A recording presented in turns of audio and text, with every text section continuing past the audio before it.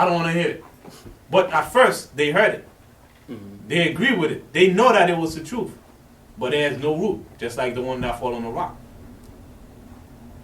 You mentioned that. I was talking to a friend of mine, and I was, reading some scripture to him. We've been going back and forth. And I sent him a scripture, I believe it was Deuteronomy 32:16. And he read it. He's like, I don't know, man. I'm going to Islam. Yeah, I don't know. I think I'm going to go to Islam. It's a little easier. It's a little easier, huh? I don't know. Did you ask him, why do you say that? He said he's thinking about going to Islam. So I was like, okay, brother, well, I keep sending him scriptures in them, but it's the same thing, he's going through hard times right now. Yeah. He's going through afflictions right now. Mm-hmm. And things a little rough. So, he's been, a little bit more spiritual. So I've been trying to guide him, spend some time and give him scriptures, trying to get him to the, as far as online, because he's in another state, but it came out of nowhere. I've been looking at Islam. But did he at first, did he confess, that's the truth and this makes sense? Oh, yeah. Right, so now affliction comes in. Right. This is not the truth anymore. Right, yeah, I'm not sure. He's just, it's just rough. Right, so this is the seed that fall on the rock. Right. This is an example, clear example. So that fall on the rock. And then it's funny because when faced with an affliction, we'll try to come with a carnal result for a carnal problem, as opposed to trying to turn to the spirit and truth to solve our carnal issue. Because the scriptures talk about this as far as food, clothing. Most High takes care of that. Safety, protection from harm, protection for your kids. Most High has that handled too, when you just follow Him. But people only trust what they see. They don't trust in what they read, what they're supposed to believe in when it comes to the Most High. And that's pretty much like our downfall time and time again. We only trust what we see, so we'll go somewhere where there's more numbers, or it appears as though there's more protection, right, or we can get sustainability or get work. But we're still dealing on the physical. We're still dealing with the carnal, with that kind of mind state. But that's usually the choice that our people make. And we even did it back then when we knew we were Israel. We did the same thing. We turned to the carnal as opposed to turning to the spirit and the Most High. So you see that time and time again. So when I was talking to the brother about this not too long ago, it's funny how we're all different souls, but temptation is common. Temptation is predictable. You can count it on one hand. You know what I mean? As far as what so many of us fall to, it may be a slightly different way, a different flavor is brought to you, but it's the same temptation.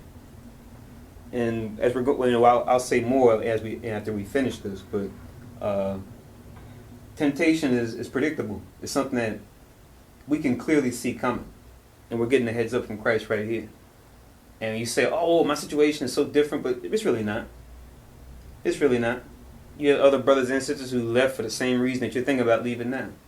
And here's why. Can you accept the why? And then, just come to terms with the choice that you've made in the end. You got it. Go on. Verse 14. Luke 8 and 14. And that which fell among thorns are they which, when they have heard, go forth, and are shocked with cares, and riches, and pleasures of this life, and bring no perfection. So now you have the one that grows among thorns. You have those that grows. They actually grows. They're in the truth and everything. Following the laws and stuff. What you said is funny.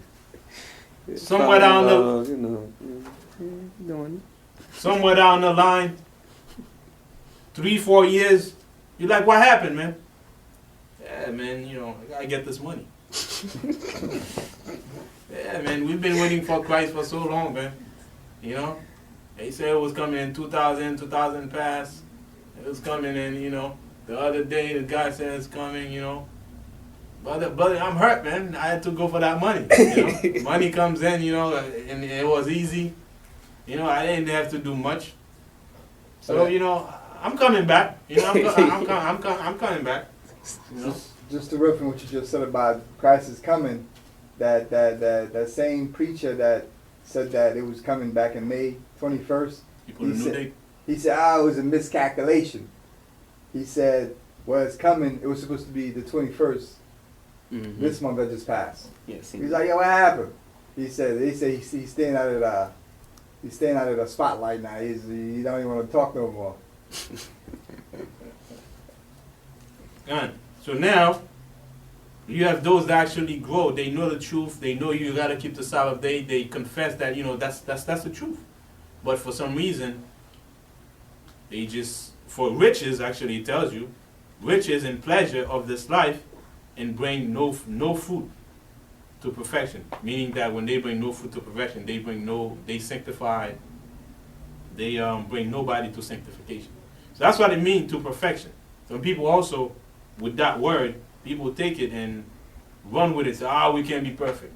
Perfection actually means to bring to sanctification, to cleanse. To cleanse, not to get everything 100% to the T or 110%. It's to cleanse you from your filthiness. That's what it means to, you know, bring to perfection. To sanctify from what we used to know as truth. Now we know that they filthy lies. We got to clean ourselves from those filthy lies. Now, I was just going to say, as far as we was talking about, as far as certain situation that, certain situation that we go through, and we got to find like as far as a carnal situation that we go through, you have to find a carnal solution. As you just mentioned, as far as, you know, people going through trying to keep the laws. Sometimes, you know, they say, I got to get this money, but sometimes it's their own family. You know, because they living in the household, and they're the only one in the family that's trying to keep the laws, and the family around them, you know, having the, like I said, evil spirit on them. They do everything they can trying to deter that person from doing, this is what you're doing now, because of this person, this is why you're doing it. You know, they constantly going at them, trying to get them back. That's why they said misery love company. To continue the same thing they were doing before, because the person's trying to do different now. Sometimes your own family. Right, because the scripture talks about that too. It says, your enemies are those of your own house. Your own household, right. You know what I mean? So, that's pretty much it. Right. So it's that person that has to make a decision. What's more important? Mm-hmm. Right. You know the verse for that, right? Yeah. Okay. Pull it up.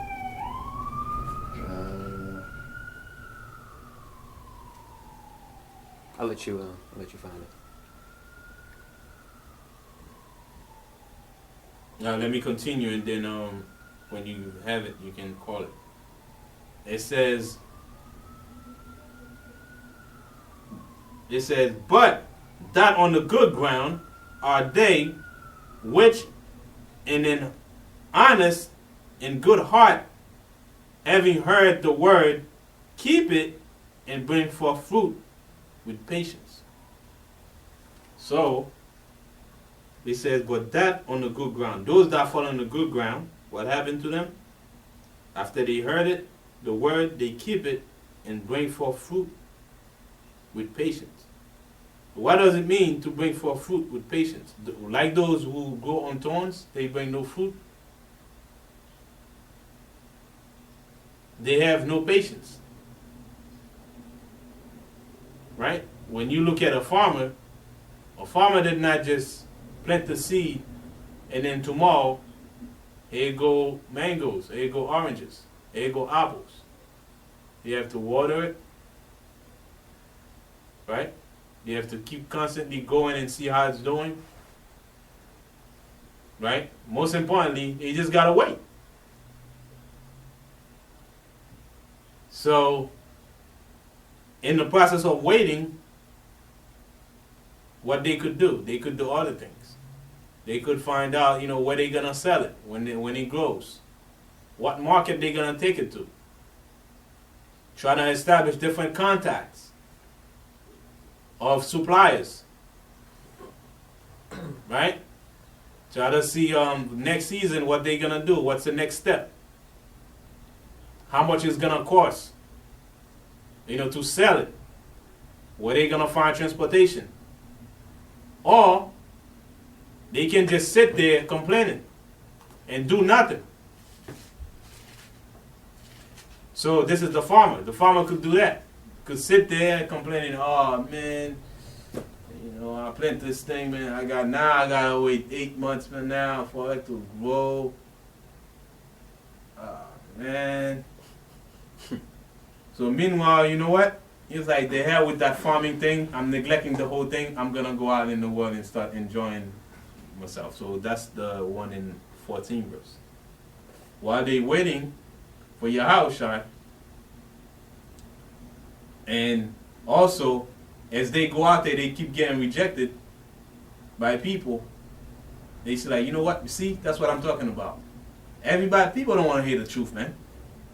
People don't want to hear the truth. I've been speaking the truth for like 10 years now. Everybody I talk to, they rejected me. They say they have something better to do. Now 10 years, I never bring anybody in. So, ain't no point for me to continue in this. So those are the ones who fall away in the 14 verse. Right? Those are the ones who fall away in 14 verse. Oh man, when is Yahushua comes back? From generation. I heard my grandparents told me that Christ was coming back. My grandparents dead now. Now I'm going to have kids. That's going to have kids. Christ still ain't come back. So now, what's the point of me staying in this? So those are those who labor with no patience. But the farmer that has patience, while he's waiting, he's established different contacts. Let me go here. Oh, damn. There's a farmer's market here. Oh, I can wait. When it grows, in 8 months from now, I can sell it to over there. So they're already making preparation. So those are those who labor in patience. While waiting for Yahushua ain't come yet, you're making, steps. Because you know that Yahushua is coming back, no question. I say, keeping the law is not something you do. Keeping the law is a lifestyle. It's something you do naturally. We're supposed to do naturally. Just like every day we wake up and brush our teeth. We take a shower and clothe and do our daily activities. It's something that we're supposed to do just like we breathe. Yeah. And that's the way we're supposed to do it. That's the way the Most High intended us to do it from day one. Go on. So by us not doing that, it's we took on a whole something completely different, right? By doing something different. Because if we're not doing that, we're doing something else. Exactly. Because there's no two ways. There's no three ways. It's either you're doing that or you're doing something else. Right. And when you, I forget what the scripture is, but when you tell somebody, if you're not doing the things, if you're not keeping the law, statutes, and commandment of the Most High, you are not worshiping the Most High. You're worshiping another God. Right. And they can't. It was like, what? There's only one God. I'm worshiping God. Well, this is. God tell us in St. John, was it 3 and 4, to show us what love is. So if we're not keeping the law, statutes, and the commandment, that's 1 John 5 and 3. 5 and 3. Right. 1 John 3 and 4 is what sin is. Right. Mm-hmm. So pretty much that's what that is. If we're not keeping the law, statutes, and the commandment, that's all it boils down to. If you're not doing that, you are not a follower of Christ, so-called Christian. You're not a true follower of Christ, because Christ kept all the laws. And if we're a follower of Christ, we're supposed to do the exact same thing. Fine. But going back to that, we was talking about earlier, as far as the scripture you told me to pull up, as far as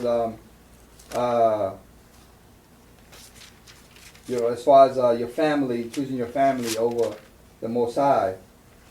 Matthew's chapter 10, verse 37. Read, he that loveth father or mother more than me is not worthy of me. And he that loves son or daughter more than me is not worthy of me. So if you love your friend, if you love your family, your mother, your father, and your daughter and your son more than you love the Most High, you are not worthy of him. You are